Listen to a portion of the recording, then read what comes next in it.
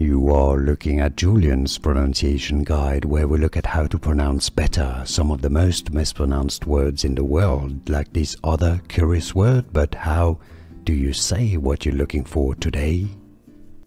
Let's learn how to pronounce the name of this vegetable. It's such a common word, but many mispronounce it, or at least get confused by it, and this is because there are two different pronunciations in English. You have the British English pronunciation, used in the UK, and the American pronunciation. So let's go through both.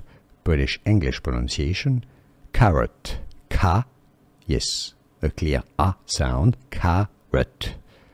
Carrot, stress on the first syllable always, carrot.